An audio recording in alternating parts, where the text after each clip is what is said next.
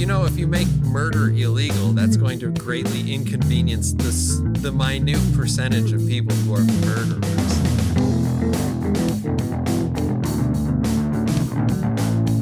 Hello everyone, and welcome back to the Wednesday Night Gentlemen Multimedia Empire official podcast.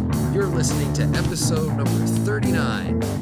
This is a show where we like to talk about comic books, movies, TV shows, video games, and everyone's favorite political discourse. I'm your host, Tactic Angel, and with me is Midget Radio, my murderous socialist friend. Hello.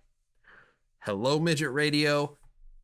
How are you doing, buddy? Doing great, Tactic Angel. How are you? I am doing okay.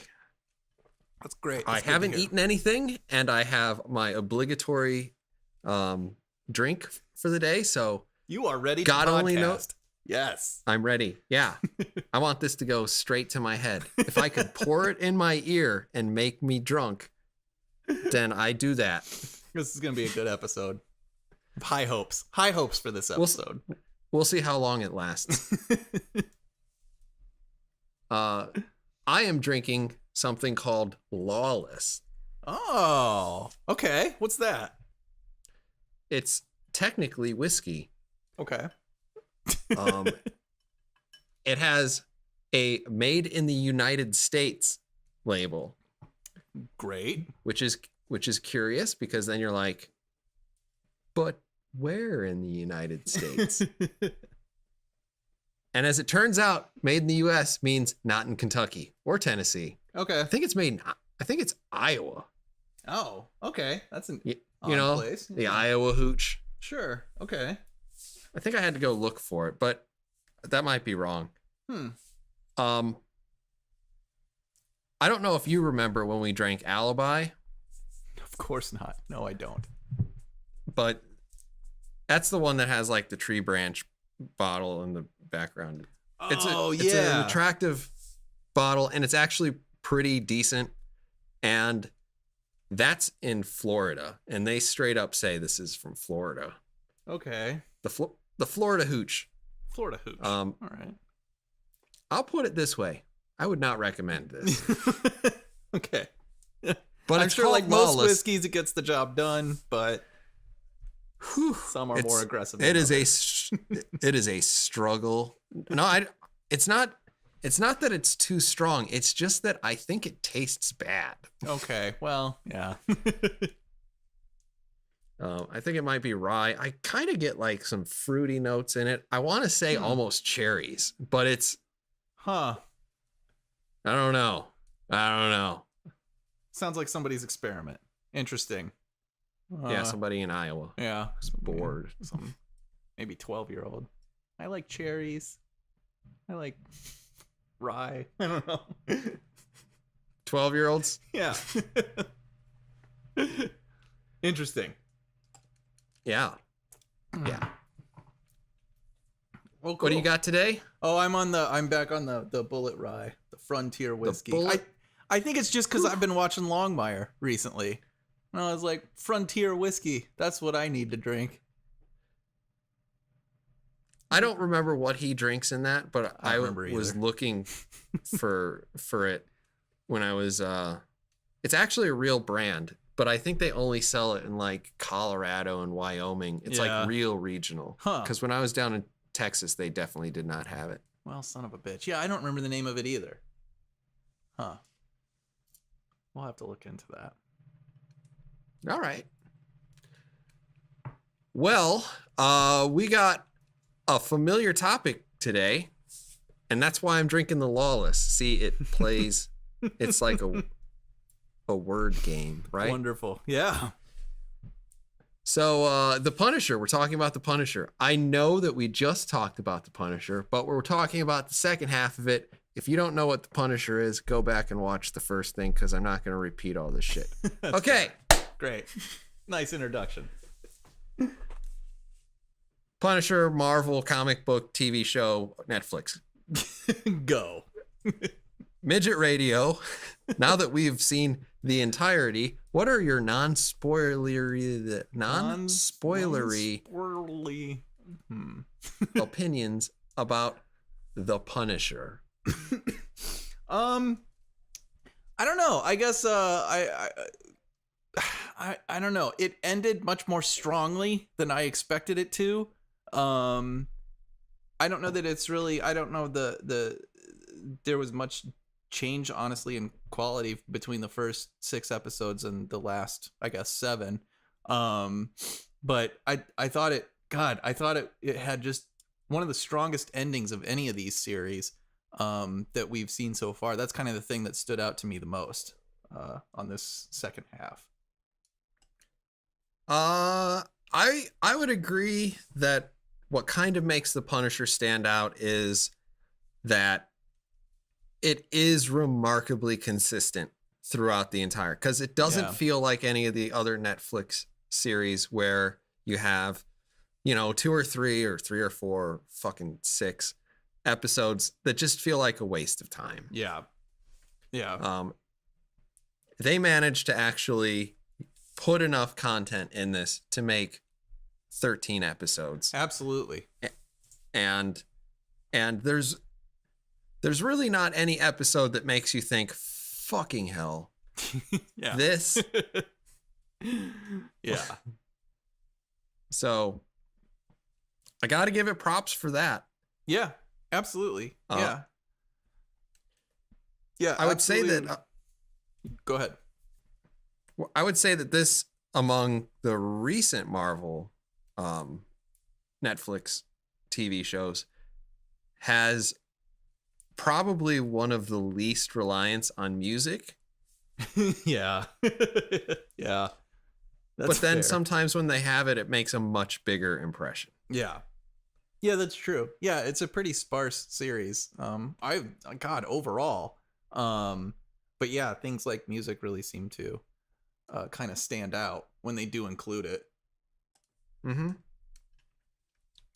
Not glaring, but definitely very noticeable. Yeah, absolutely. Maybe one kind of glaring, but not such that it detracted from my experience at all. Mm-mm. So I take it your opinion of Frank Castle has not changed. No, God, no. No. And I think that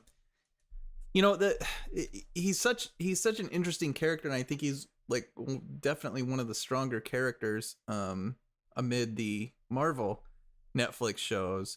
And I feel like so much of that is that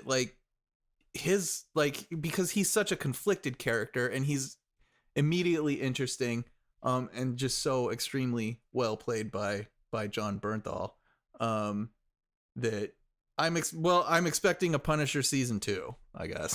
For sure. Yeah, I think definitely there's gonna be a Punisher season 2. They're gonna have a lot to live up to. Yeah. Actually, pretty good supporting cast here too. I mean, Jon Bernthal kills it. Yes. In pretty much every scene that he's in. Yeah. But actually, they managed to make Karen Page not completely annoying. Not completely. I would say of all of the this, I didn't find myself annoyed by her very much in the last 6 or 7 episodes. I actually thought she did a pretty good job turning around her character from I cry a lot. Yeah. I don't know. She's fine. I still think that the actress who plays Agent Madani is probably the weakest link. But whatever. Yeah. She doesn't completely fuck it up by the end of it. No. See, I don't know. She actually irritates me less than Karen Page does. But I don't know. Maybe it's because she's a little more reserved. So Karen Page's character I find more annoying. I don't think that Deborah Ann Wall is a bad actress. No, that's true. That's fair. Okay.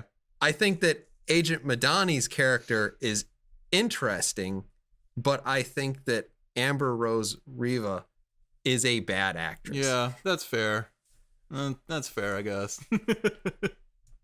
So they're like they're on opposite ends of both of those, like Yeah. talent and how are they written as characters. Yeah. That's just where I'm at. Maybe other people have other opinions, but I feel like a lot of Madani's lines fell flat, and that it whatever. Yeah. I don't know. I don't know. That's fair. And of course, Microchip, Eben Moss Backrack, Yes.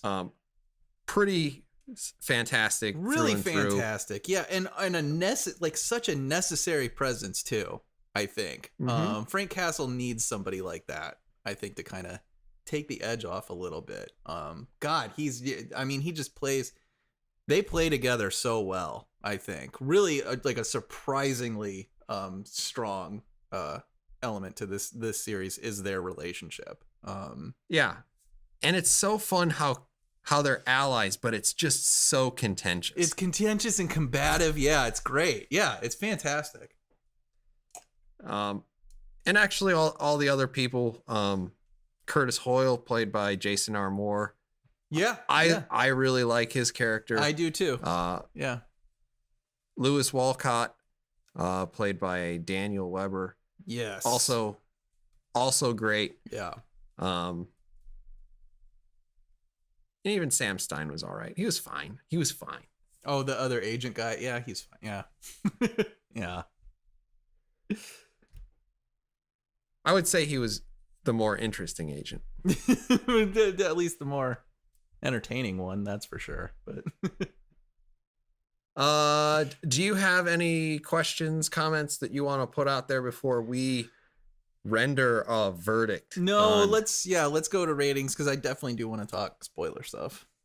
Yes, there will be plenty of spoilery things. Midget Radio, The Punisher, season 1, old school Netflix. Old school. Where does it fall? Netflix. I'm gonna land at a 4. And that's just because you're a terrible person.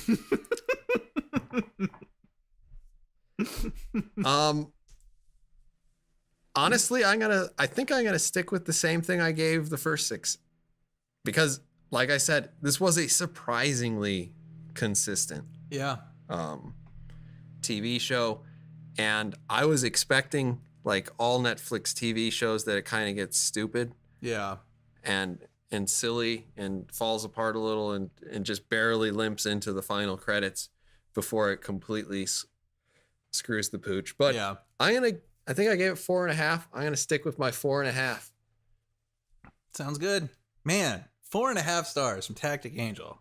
There's not one robot. There's not one spaceship. Amazing. Must have True. really stood out.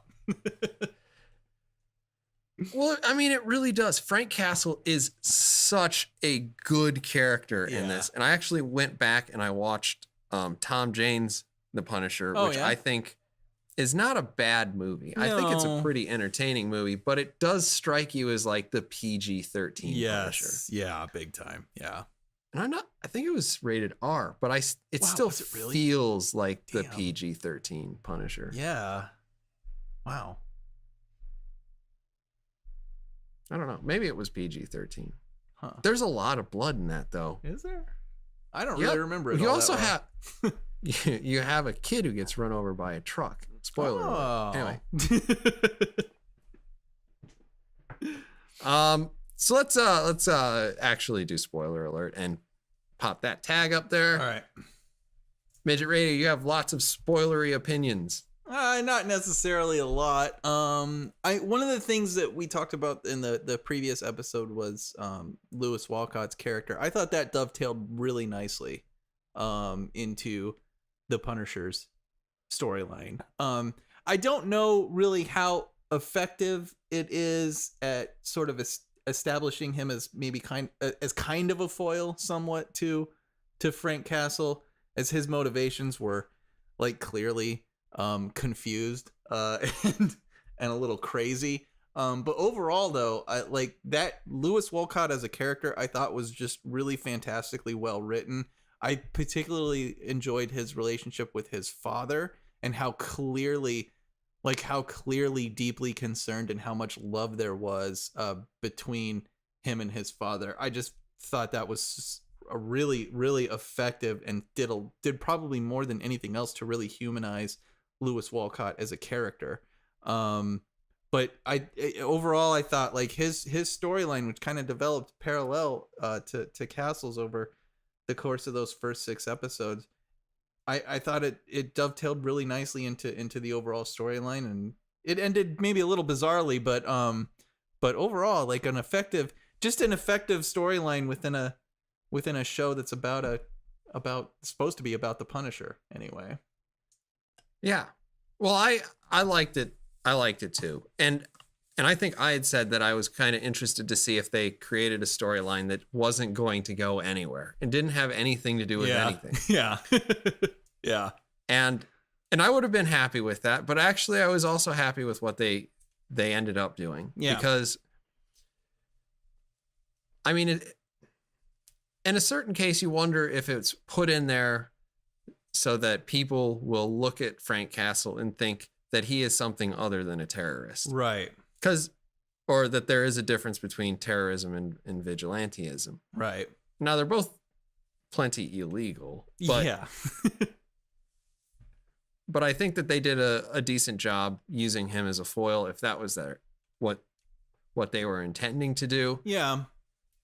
But I also did kind of like the way that it humanizes kind of people who fall into that. And I'm not saying that we should have a lot of sympathy for people who go crazy and start hurting innocent people, but sure, like there are a lot of people who feel like they've been used by their government. Yeah. And then they come back here and they have people trying to take away their rights. Yeah. And some of them are going to have, enough humanity left that they can put together the pieces and live a relatively normal life.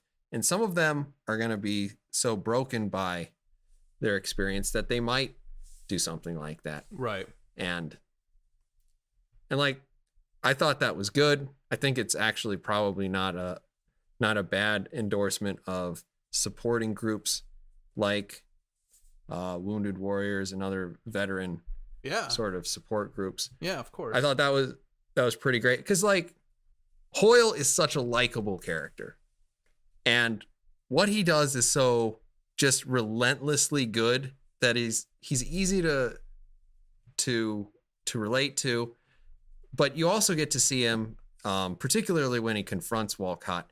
He's still got the violence in him, and he's got basically all of the same feelings that all these other guys have, and it's really those support groups that help. All of these people kind of help each other. And that's probably why you see like the Wounded Warrior Project. You have a guy carrying another guy and the one guy's lost a foot. And it's like, all these broken people coming together and they kind of can lean on each other and all stand up. It's good. It's a good thing. It's a good idea. That's why I like to support it. Yeah, absolutely. Yeah. And he's a great character for that he's as much a member of it as he is kind of the head and the organizer of those meetings. Yeah. And he's just like, Jason Moore does just a great job. Yeah. Like he's so likable, and he's not just like Captain America good. Right. He seems like a genuine guy. And that's like to piggyback a little bit on your earlier point regarding, not that we should sympathize necessarily with people who go crazy and hurt other people and stuff like that. But what's so great about this series is that, like, I don't think it's making any concerted effort to do anything like that. But what it's really good at is creating a bunch of people that feel like fucking human beings. And as crazy as Lewis Walcott is in this series, and as clearly like mentally disturbed as he is, he feels like a human being the whole way through. And as does basically every other character in this show, which is why a little bit that Micro's family kind of frustrates me, because they're the only people that almost feel like complete tools, like just plot devices to me more than anything else, whereas everybody else in this series, Lewis Wolcott, Curtis Hoyle, the Punisher, Micro, I mean, everybody else kind of just feels like a human being that's driving the stories as much as they are a part of them, whereas Micro's family kind of feels like we're here to make the plot go left or go right as it needs to do. So that's it. I kind of disagree with that, because I think that I would probably agree that the Liebermans are the least realistic part of this, but I feel like they're kind of they're a TV representation of reality at the same time. Like, you know how you can watch something and it's purportedly about a thing, but there's an element of melodrama to it, and there's an element of fantasy. I think that it's actually pretty interesting the way that Sarah Lieberman tries to lean on Pete, who, is Punisher, and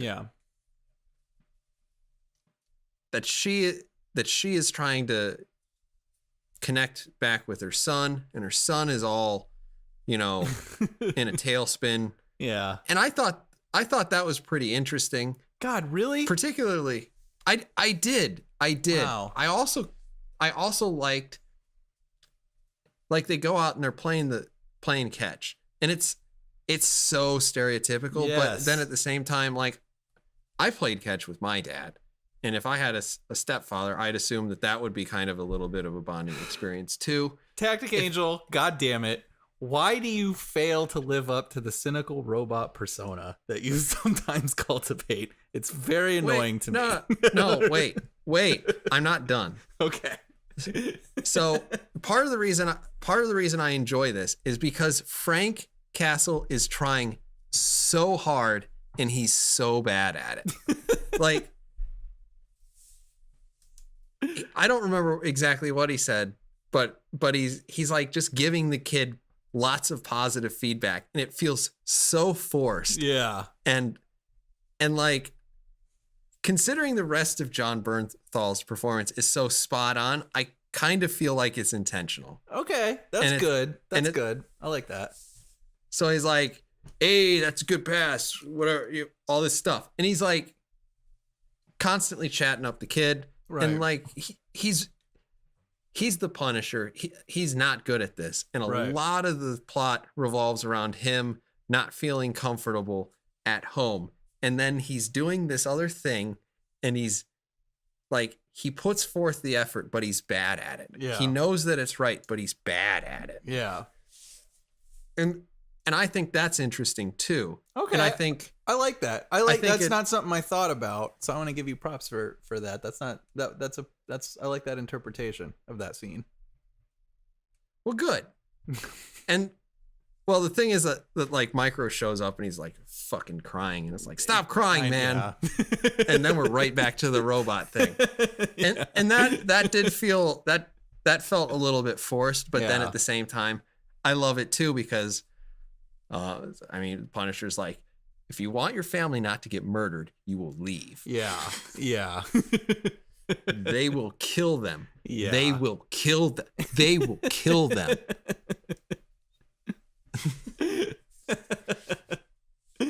Yeah. So I don't know. I like it. It all felt, like, even to a certain extent, I feel that Sarah Lieberman felt like a character too, because she's all like pissy. She's pissy when he comes back. She's like, I'm gonna be all female emotions on you. Yeah. And then, well, that's fair. Then, like, that's a fair fucking response to, I thought you were dead, asshole. But then it's like she's watching the kids play with with their father again, and she's thinking, man, this is exactly what I want, and what I really need is some dick. Yeah. That's how women work, so. And there's a part of me that's like, that doesn't make any sense to me, but that I get it. Like, that wouldn't be, I hope, how I was emotionally strung, but like, these people clearly exist. Sure. Yeah. So I even liked that, even though I think we're at a point where it's like weird to watch sex scenes. Yeah. Like, as a culture, I think that they've like sort of worked themselves out of movies and TV shows. Yeah, maybe. I don't know. Yeah, I don't know. It's You usually get like the Battlestar Galactica count to 10 and then we're gonna cut. Yeah. That's true. 6 sees Baltar, they start fucking, Right. and somewhere else. Yeah. I don't know. That's true. I guess that is true to a certain degree. And so like to watch that whole thing and he's all like done in a minute because whatever. Well, it's been a while. I mean, that makes sense. It's been a while. I mean, like, it feels better than your hand. Right. It's good. Yeah, it is. Yeah, it does. So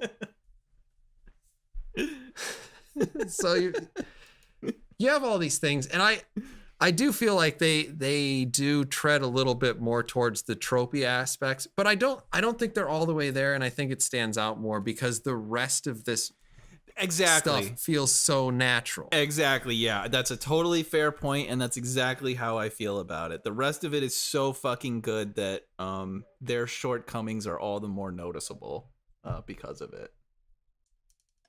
So if you watched this and you didn't have, like, if you had to delete in your mind all of the things that had to do with the Liebermans as a writer, Oh boy. how do you think that the relationship between Microchip and the Punisher would have differed? See, I don't think it would be. I don't know that it would be all that different. I mean, there are certainly certain aspects of, you know, Frank Castle kind of sidling up to his wife and everything. There's some interesting territory there. But I don't think it's all that much, and I don't think it's all that necessary. They're interesting enough by themselves, like Micro and Frank Castle together. That's interesting already by itself. Remove the family from it. You lose a little bit, but I don't think you lose all that much. A lot of their interpersonal conflict, though, is related to the fact that the Punisher, John Bernthal, is like doing this other stuff with his family and he can't be there. Yeah, so there is that element, but also the conflict between how the Punisher solves a fucking problem and how Micro approaches it. There's already, I think, enough fertile territory there. Their personalities are so fucking different from one another that it's interesting enough for me anyway, just on that. I think it helps. I mean, that's just where I'm at. I think it helps. I mean, when Frank Castle shows up so that he can throw himself in front of a minivan and get hit. Yeah. It's just, God, then so much of how they are pulled into it is so mechanical funny. And so derived. I think that I still have a problem with my insurance isn't going to pay for the damage that a pedestrian caused to my vehicle unless the pedestrian signs some fucking document. None of that makes any sense. It's just insane. Yeah. It's a bad writing device that's used only to pull the Punisher back into their lives. It's just bad. It's just bad writing. It's just bad writing. And if you got rid of it, then, you know. They do not know enough about the interior workings of a claims department. I mean, it's just asinine. It's an asinine thing. Like, what the fuck are you talking about? I think that there's a substantial chance that you know more about the subject than the people. There is some potential for that, but it just, God damn it, it's a dumb plot device. That's it's only used to serve that one function, to get the Punisher back in their lives. And it's stuff like that that stands out in general, and it's just bad writing. It's just bad writing in an otherwise the worst exquisitely scene? written show. It probably Is that the like worst? yeah, it's stuff like that. It's stuff like that that's like nakedly transparent. That it's just a plot device, that it's just here to move this fucking storyline in the direction that it needs, that the writers need it to go. It's stuff like that that is generally the worst. So yeah, so that I'm pointing out, or that I'm stating that that's one of the worst things about this show, should, I think, make most people realize that this is actually a pretty fucking good show. It doesn't really have a lot of significant weaknesses. So yeah, Midget Radio disapproves of a 5-minute scene in a 12-hour series. But it's so bad. I mean, it's just one of those fights. Like, why is that there? The rest of this is so good. Why do you have this little piece of shit scene here? You know, it's fine. But it is. One day, I mean, it's an otherwise amazing show. But it's indicative, I think, of the entire role that Micro's family plays in this series, where they feel like devices to me, whereas nobody else in this show feels that way. Particularly Lewis Wolcott, who should definitely feel like that. He should feel like kind of this two-dimensional sort of foil to Frank Castle, but absolutely does not. Because that actor plays that role so well, and because that role is written so well. I don't know that I have ever seen a Lewis Wolcott type character that's solidly developed for at least 6 episodes before they even hint at what the purpose of this character is in a plot. Yeah, it's amazing. Yeah, it's risky. I don't know how you would justify that in the writer's room, but to allow him the time to develop and to breathe and to become sort of a human being in this series, that's where all of the strength comes from, I think, for that character. They gave him so much time to grow and to develop into what he would become before they kind of dovetail him into Frank Castle's storyline. It's brilliant. It's brilliant. It's fantastic writing. Do you want to know what my largest issue with this was? What's that? That the Punisher does not kill Jigsaw. That's so. Do you want to talk about the end of this series? Because that, I thought, was just amazingly. I was kind of overwhelmed a little bit with how powerful I thought the end of this show was, which is. I would love to hear your opinion on it. I'm probably still going to disagree, but I would love to hear your opinion. Probably. So I thought, like, kind of one of the things that I loved about this is that it dived so hard into the revenge angle of the Punisher's motivation. I mean they spent a lot of time with Frank Castle just blasting this dude's face into the glass of that merry-go-round, just absolutely fucking brutalizing that character, Jigsaw. And what I thought was so cool about it was that the Punisher, like, what's interesting about him as a character on a more like ideological or sort of macro level is that he's somebody who I think lives and kind of investigates the sort of line between, well, how do we differentiate the idea of revenge and the idea of justice. And what was cool about the end of this series, I thought, was that his whole fucking point, like his whole motivation behind what he did to Jigsaw, just ramming him over and over, ramming his face over and over again into that glass and dragging it down, the broken shards of glass in the mirror in that merry-go-round was that he wanted Jigsaw to feel like every ounce of fucking pain that he caused Frank Castle, and that our sort of representative of the judicial system, the Dina Madani, was right there, was right along for the ride for that. Like, that she's also someone who wanted him to feel as bad as he possibly could. Like when she's in the hospital at the end of that series, and is talking about,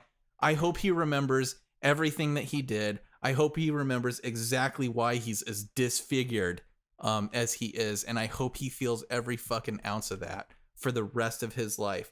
That's that kind of like eye for an eye sort of revenge motivation that drives a character like the Punisher, and is, you know, an entirely and completely natural human impulse, I think, and eminently sympathetic.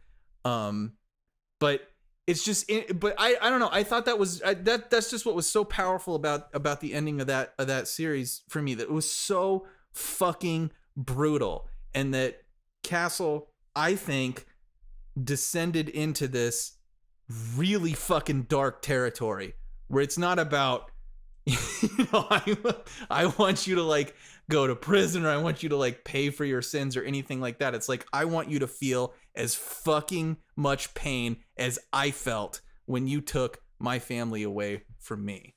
Yeah, I want you to suffer. Exactly. Like, that's the heart of vengeance, I think. And it's dark and it's ugly. And he fully embraces it, and it's so human. But is it, I mean, when you watch him do that, can you really call that justice? I think that's a good, poignant question. And for this show to ask it, and I think to tackle it so fucking visually, just amazing, just an amazing ending, I thought. So that's where I am. My perception of this is basically, it felt a little bit strange that Frank Castle kills every person that he possibly can justify. Yeah. And then when he's confronted with like the perfect opportunity, he looks in the mirror and he says, "Yeah, whatever. I want you to be sad." Yeah. And like, there's part of me that's like, I get it. I like the suffering angle, and I understood it, but it just did not seem right for the character. It seemed like he should have made a decision there, as you would put it. Yeah. For everybody else, that means murder someone. Murder. Solve the problem. Murder. Yeah. So, I mean, it felt just a little bit contrived to me too, because you're like, oh, good, Jigsaw. I can't wait. Right. I can see that for sure. Yeah. And then it starts to like, holy shit, I don't want this to become, you know, Batman, you made me, I made you, you know. Yeah. How childish can we possibly be? Such a good line.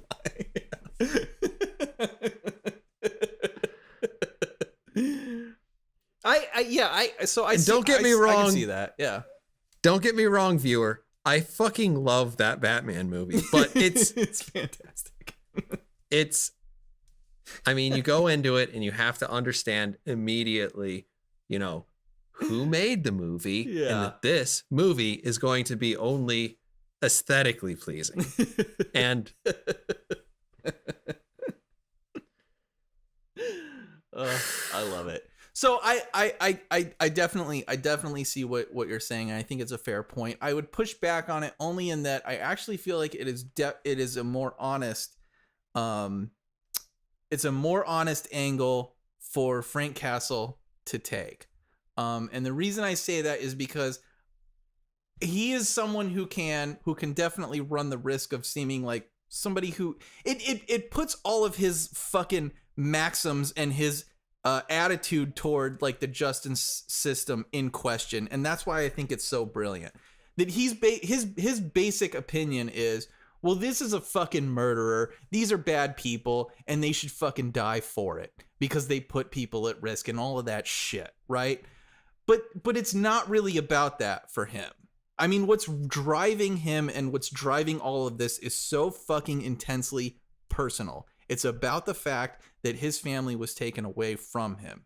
And so for him to confront somebody who is responsible for that, and rather than kill them, want them instead to experience all of the fucking pain, to disfigure them so horribly, so that they experience all of the pain that they are responsible for putting upon him. It's such a human being motivation because it's so fucking selfish. And that's what I really like about it. He was hurt horribly by this person and wants to visit that same pain upon that person, upon that human being. So it's not a fucking maxim. It's not this approach that like, well, the justice system that we have now is so ineffective and they just release criminals back onto the streets, so that's why we should just kill them. Like, it's not really about them. That may be how he rationalizes his approach, but that's not really the truth of it. That's not where all of this personal anger, all of this hatred, all of this violence, and all of this motivation really comes from.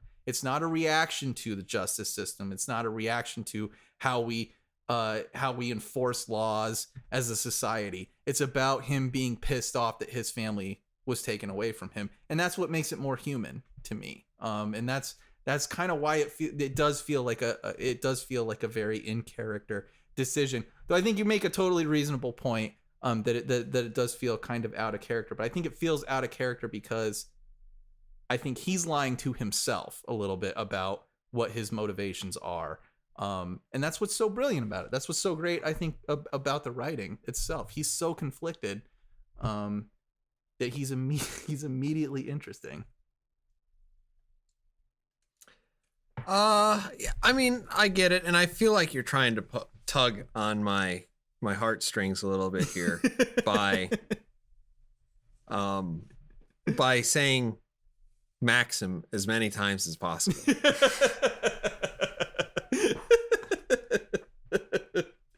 It's the contradiction of those sort of maxims that make him a human being, I think. I know. That's I know, but I know that you know that I get a little bit too like involved in almost inhuman philosophies. But that's why I feel like you're saying that it maybe seems a little bit out of character to you. That he does have a code and he has violated it here is absolutely true and accurate, but I think that's what makes it in character. And it still seemed a little out of character to me, just because like you look at it and like I can accept Tom Jane's Punisher. I like that movie. Yeah.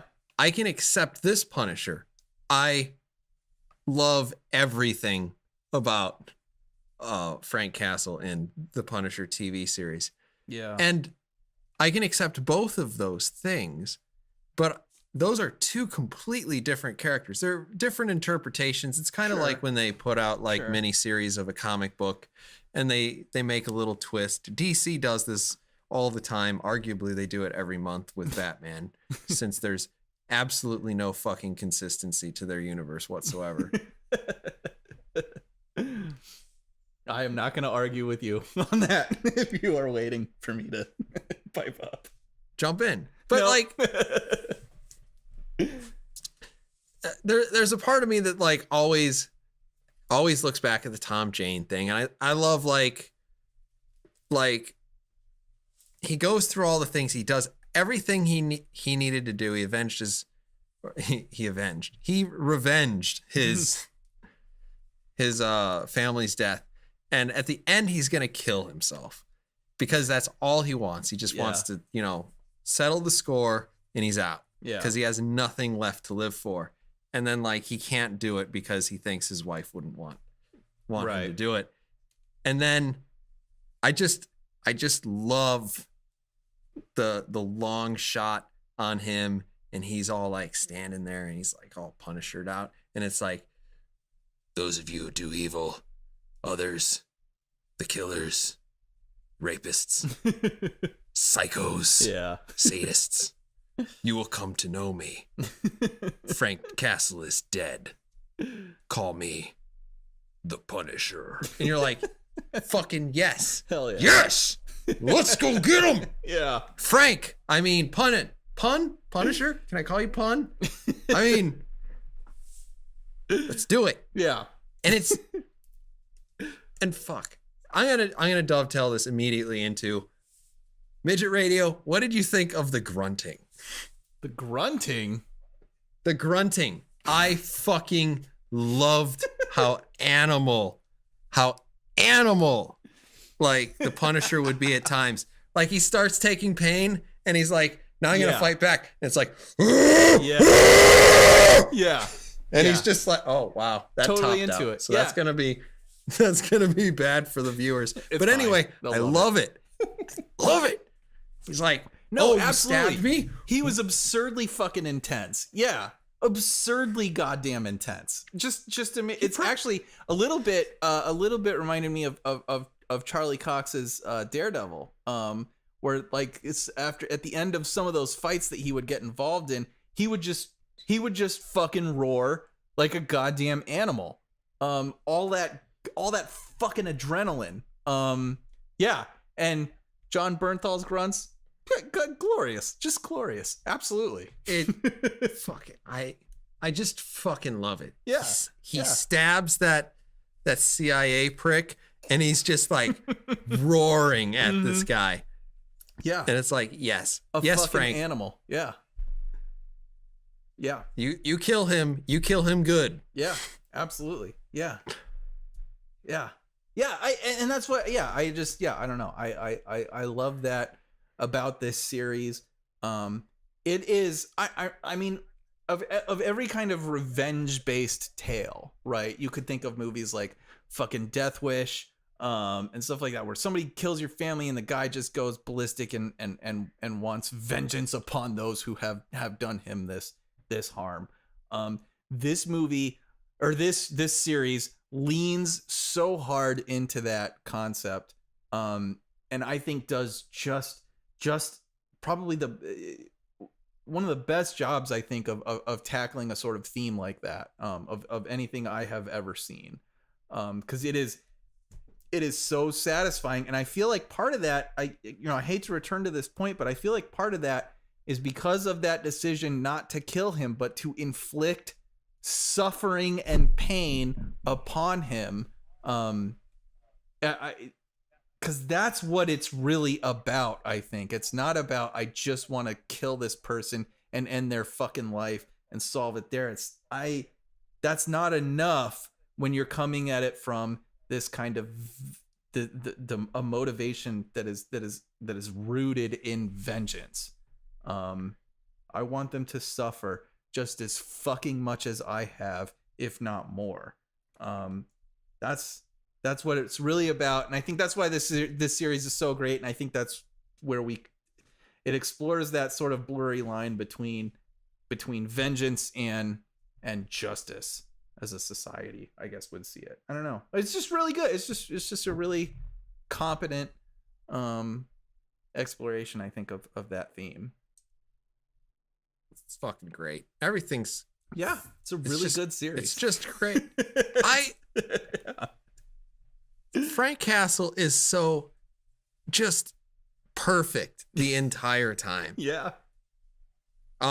Anything from the grunting to the like, he's getting interviewed by Madani and he's like clearly annoyed and agitated. Yeah. And he's like in a place that he doesn't want to be. And he's like, they fucking did it. They're the fucking bad guys. What do you want me to say? Like, I have to ask these questions, Frank, so that I don't know what you want. So that I shot him in the fucking head because I was told to. So I mean, it's so great. I do hope that they it would be really interesting to see what they do with the season 2. I think undoubtedly we're going to get it. Oh, because God, yeah. I mean, you can argue what the best Netflix series is, You I can say, know. is it Daredevil season 1? I Is it know. Daredevil season 2? Or is it The Punisher? Yeah. And that's the argument. Yes, it is. Yes, it is. Yeah. Yes, And, it is. Yeah. and honestly, it's like, I don't know, because I mean, these are three things that I absolutely love. Yeah. I hope they can do like 3 seasons of The Punisher, and then honestly, I kind of wouldn't be interested to see them like make a full character arc and have Frank Castle go down in a blaze of glory. Yeah. God, I'm sure that won't happen. But yeah, that would be. I think it's just because he feels like such a fucking. He feels like more of a human being than any of the of these other characters. You know, it's almost like I was thinking about that a little bit. It is almost like if you ask me, like, what's the greatest superhero movie? Is it The Dark Knight or is it the fucking Avengers? And there's part of me that's like, well, I have more fun watching one than the other, so I don't know. I mean, because I love this series, but it's more fun for me to watch Daredevil than it is to watch The Punisher. But it's like when it comes to the quality of the writing, I don't know. It's hard for me to say which one. Yeah, I prefer what's at a the end of better the day. movie? Yeah, What's a better movie, Schindler's List or The Avengers? Right, And you're like, yeah. I can tell you which Well, one I'd prefer to watch. Yep. I don't think that's going to be the better movie. I don't know.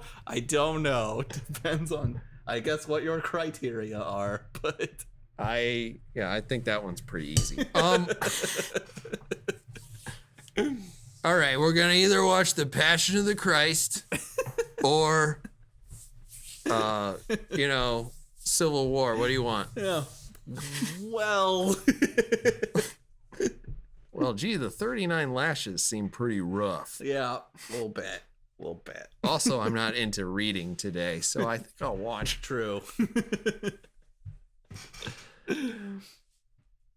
Wow. But yeah, I mean, overall, just, God, an exquisitely well-written series, especially for one that, like, clearly was not planned at all. Clearly was it Daredevil sounds season 2, holy shit. I guess we need to make The Punisher now. Oh, John Bernthal fucking nailed it in Yeah. season 2. He's probably even next to Electra Nachos, Yeah. I think he probably was the best part of Daredevil season 2. Yeah. Oh God, absolutely. Absolutely. And just freaking great.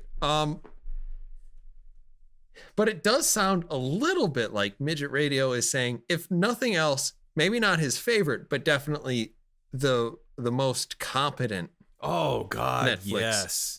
Yeah. outing so Absolutely. far. I think that's probably fair. Absolutely. Yeah. Absolutely. Yeah. It's always hard for me to do rankings on any of these series or even among movies. Like it's a little difficult. But yeah, I mean, exquisitely well written series, unbelievably competent from beginning to end. And there's a little piece of me that's all the more impressed by it in that it was kind of an afterthought, this entire series. So yeah, really fantastic job. And one of the things that we commonly kind of like brush over, like we acknowledge it in kind of a subconscious way, but like if we were to talk about Dredd the movie, Dredd is not strictly faithful to the source material, but it is very strictly it's very strictly tied into kind of what Dredd is all about. Yeah, the spirit of, for sure. The spirit of. Yeah. And like this does pretty much get the spirit of Frank Castle. Yes. Almost perfectly, arguably perfectly. He is so good. Yeah. In this TV show. Absolutely. Series. Yeah, absolutely. Absolutely. how many nice things can we say about this? I know. What show are we even on right now? I thought this was the Wednesday Night Haters podcast. The Wednesday Night Haters do not hate The Punisher. You should watch this. Absolutely. If you've gotten this far, hopefully you've already watched I this. hope so, yeah. I just love it. Start to finish. I could rewatch this. I understand that like some of it's a little heavy, Yeah. but I feel like there's just I don't know. There's sometimes you watch a movie or whatever. Like if you were to watch Hostel, you would understand that the people who were writing that were basically like, let's try to be as sadistic as possible. Yeah. Yeah. And I understand like there's a lot of terrible things that happen in this TV series, but I don't feel like they were like, let's just pile it on. Oh no, absolutely not.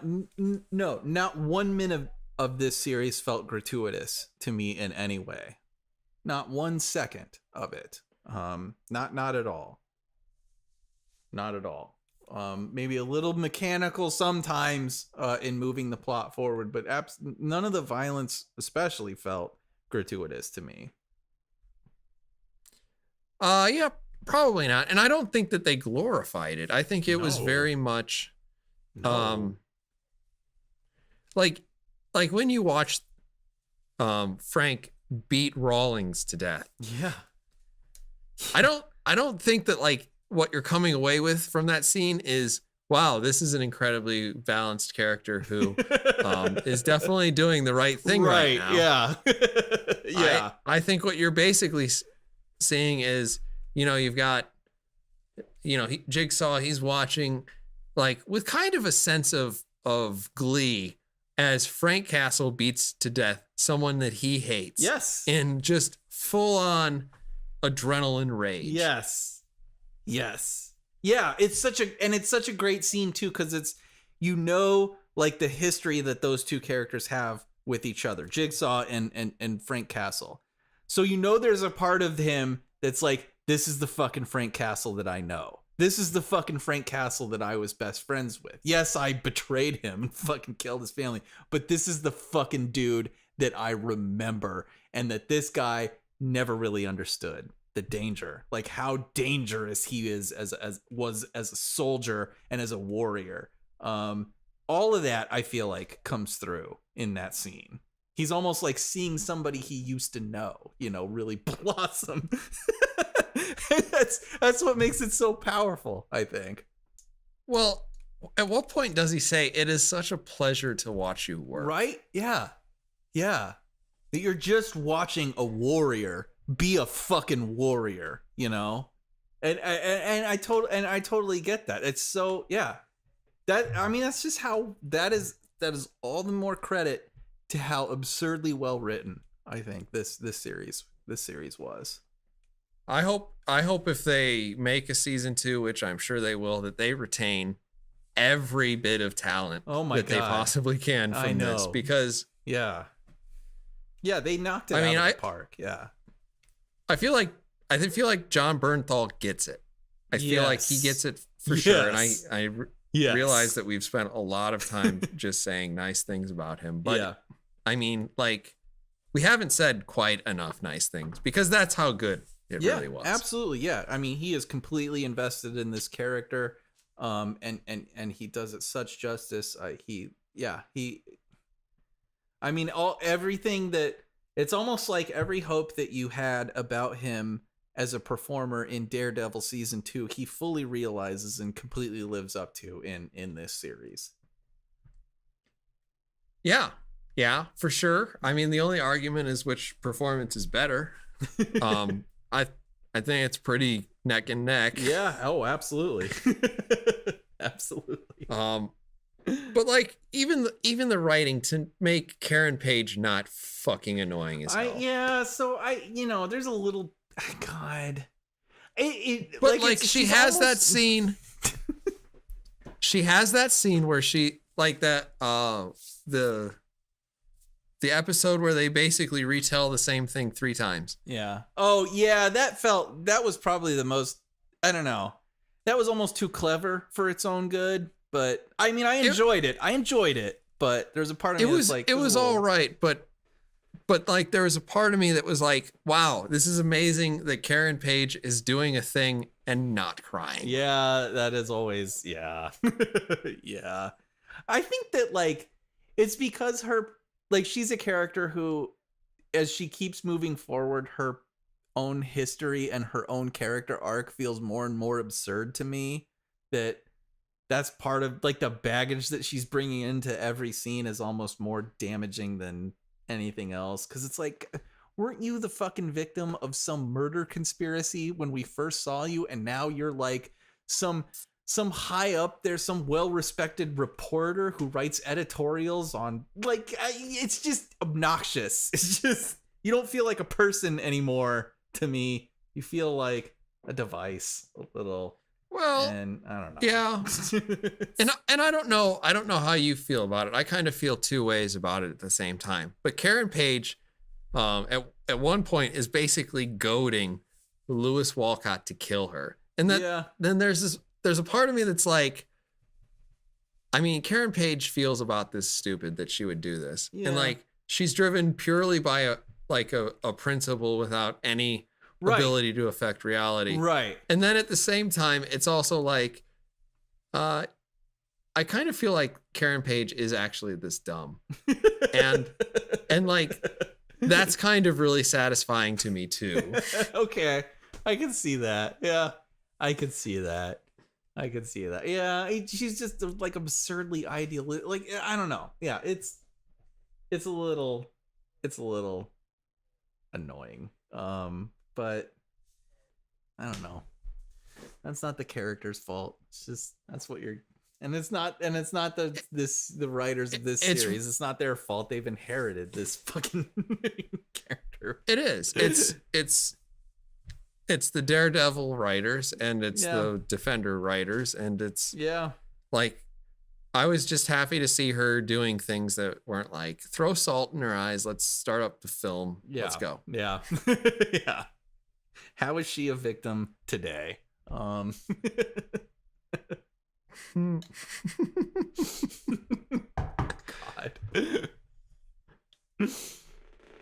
I think in terms of like a season 2, I worry a little bit about like I don't want the relationship between Jigsaw and the Punisher to get too comic booky. No, I don't. I don't either. I would actually prefer that we not see him at all in season 2. Maybe comes back for season 3. Maybe. Sure. That's fine. But yeah, I'd like to see where we move. I'd kind of like to see us explore the Punisher from I'm not going after somebody who was directly involved with the murder of my own family. I'd like to see what that Punisher looks like. Yeah. So, and I don't know if you know this, but in the comic books, Microchip and the Punisher eventually come to blows themselves. Oh, do they? I don't know that. They do. I'm actually not all that interested in seeing that. No, I kind of like where they are. Yeah, I like their relationship. I'd rather see more of them together. Because they've got good chemistry with each other too, so I'd absolutely love to see more of that. I don't want to see a major conflict there. Yeah. All right. Well, I have. I can talk about this all day and tell you just what a great job they've done in everything. Yeah. I can't say that I have really anything else to say. I think the only other thing that kind of mildly annoyed me about this series was Agent Madani. And it wasn't her so much as a performer, but kind of just the situations that she was in and how she was utilized throughout this series. It was really irritating to me that, like, of course, our biggest bad guy, our main villain, is in a relationship with her, through the first 6, 7, 8 episodes of this series. And it irritated me a little bit so she shows up at the end and she puts her gun on him, and then he manages to turn around and shoot her in the fucking stomach or whatever. Like, it's just, I don't know. It was a little disappointing. Shot her in the head. Was right? it in the head? Was it in the? I don't remember. I think it was in the head. Yeah, but I don't know. It was just a little irritating that now she's like a spurned fucking girlfriend and, you know, an FBI agent or whatever. It just seemed like a little, I don't know, obnoxious to me. So it's fine, whatever. It's not a big deal, but I don't know. I can go with it. I don't have anything to argue with you there. And honestly, I didn't get that much of it, so maybe it was that she wasn't doing a good job, Right? which is kind of where I was at the beginning anyway. I mean, it's not great. It's not great for her character that she's dating the guy who killed her partner, and then when she gets the drop on him, fails to fucking make anything of that at the same time. It's like, God damn it, come on. So there was actually one redeeming part of that death scene. I was like expecting him to be like, it's yeah, and you're like, oh, my boyfriend killed you. Oh. And now I know for sure. Yeah. And then it didn't happen. He just like choked on his own blood and died. And like, Yeah. that was like, Yeah. there was, I don't know. Like, that's a really pretty graphic scene. Yeah. What? Yeah. Absolutely. Watching this guy basically drown in his own blood. Yeah. And just like all she could do is hold him, and she doesn't do a particularly good job acting that out. But whatever. You know, there's tears in her eyes. I saw those tears, but whatever. Oh, what was that? In this scene, am I sad? I'm sad? I should put on my... Okay. I'll put on my sad face. Blast some salt in my eyes. And, yeah. So, I don't know. But that scene, I was just waiting for something dumb to happen, and it didn't happen. It did, so, yeah. like, there was a part of me. I agree. Yeah. But yeah, other than that, no. I mean, this was an amazing, absolutely amazing series. Absolutely amazing. Whew. Wow. Wednesday night, gentlemen, 100%. We can only argue about how good this is. I know. What were the weaker parts of this series? This part's not so good. But wait, Tactic Angel has something to say. Wait, now that you say it, that part's also good. What about this part? Well, I like this. And you're like, you're mostly right. I get it. Whatever. It's great. It is good. Yeah, it's absolutely a fantastic addition to the Netflix series. And I hope with the recent news regarding Disney, that we continue to see these shows on whatever fucking streaming platform they end up on. Fuck Disney. Fuck their monopolistic nonsense. Yeah. It's gotten out of control. You can't own Marvel and Star Wars at the same time. I know. I think there should be a rule. Right? Certain things should be, yeah, I don't know. And then there's a part of you that's like, they should just make the DC movies too, because nobody else seems to know Why how to don't do they it. buy DC? Yeah, that would make more sense. And it's like, why doesn't DC just buy all of the people? I don't understand. They probably have enough money. I'm sure they do, but I don't know. That fucking mouse. He's gonna rule us all one day. Yeah. It's getting a little out of control. It but really is. Whatever. It really is. Yeah.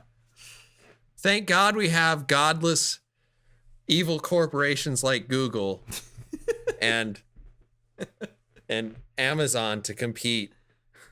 Yep. So that there can be like 4 empires and we can all have divided loyalties. So it can be like the Apple cult over here. Oh, and those fuckers. Ugh. Gross. You have the Google drones over here. Yeah. And you have, the Disney folks. And then I forgot what the 4th one was because of whiskey. Oh, that's fair. But there's a 4th one. What was the 4th one? Amazon. Yeah. Yeah. Jeff Bezos. Do you want your shipping in 2 days? well, you better be an Amazon person. It is very fast. I mean, even same day sometimes. It's rather amazing. I guess if you live in the right places. But yeah. That's just because they're inherently racist. That's true. If you look at it, the demographics of the places where they will deliver are disproportionately one race over the other. I'm just telling you. Well, that's fair. I'm white, and sometimes I get my packages the same day. So, sorry, black people. It's just racism. Oh wait, there are other races too. I always forget that. It actually probably works out the other way. But there you go, guys. Everybody should watch The Punisher. Yes. Amazon's one-day delivery service is inherently racist based on the same logic that you would get the voting laws is racist. Absolutely. And, something, etc. You should listen to our next episode, which will probably be in a week or two. Probably in a week. Yeah. You doing something next week? Wait, I don't know. I'm actually going to be seeing you. I'm going to be seeing you in person pretty soon. I think that's maybe 2 weeks. Oh, man. Yeah. How are we going to do that? I know. That doesn't make sense.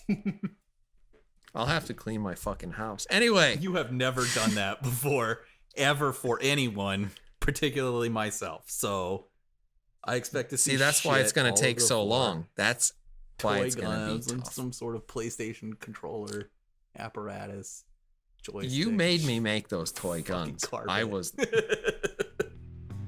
Here we go. So that was episode number 39 of the Wednesday Night Gentleman Multimedia Empire official podcast. Please feel free to give us a like and or subscribe to our channel if you've enjoyed our banter. You can also find us on Twitter where we are at WNG_MME_OPC, and head on over to Facebook if you'd like to give us a like there, where we are simply the Wednesday Night Gentlemen. Thank you everyone for listening. We will see you again, or hear you again, or I guess you will hear us because we don't hear you, on episode number 40 of the Wednesday Night Gentleman Multimedia Empire official podcast. Bye-bye.